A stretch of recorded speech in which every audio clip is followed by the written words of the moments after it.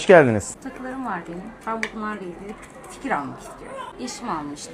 Birazcık hem yıprandı. Hem Evet, de- yamulmuş zaten Evet, bayağı. Bunu isterseniz bizim ustalarımız aynı eski günkü hale getirebilirler. Bundan sıkıldım artık, kullanmak istemiyorum derseniz yeni ürünle değiştirebiliriz. Çeyrek gramla takas yapabiliriz. TL'sini ödeyebiliriz. Halat zincirde koptuğu zaman biraz düzelmesi sıkıntı oluyor. Bir de halhalım var. Tamam, bunu tamir ederiz. Şöyle yapalım, bu ikisini mesela alalım. Çok böyle evladiyelik, her zaman kullanabileceğiniz kalın bir şey bakalım size, olur mu? Olur. Bileklik mi bakacaksın, kolye mi, şahmeran mı, ne tarz bir şey istiyorsun? Bir tane firuzeli çok güzel bileklik var. Bak, şu benim favorim. Ve abla muhasebeci çıktı. Kendi hesabını kendi yaptı. Bilekliği verdi. Bir de bu zinciri verdi bize. Yeni bir tane çok güzel bir zincir aldı. Bu ürünü tamir edeceğiz. Çok güzel kalın bir kelepçe aldı. Artık kopmasın etmesin dedi. Hayırlısı olsun dedik ablam. ederim. Ticaret sona erdi. Siz de bu şekilde altın alayım, altın vereyim, onu değiştireyim, bunu alayım, bunu vereyim. Versaya gelin. Sizi bekliyoruz. Her şeyi yaparız Allah'ın izniyle. Sıkıntı yok.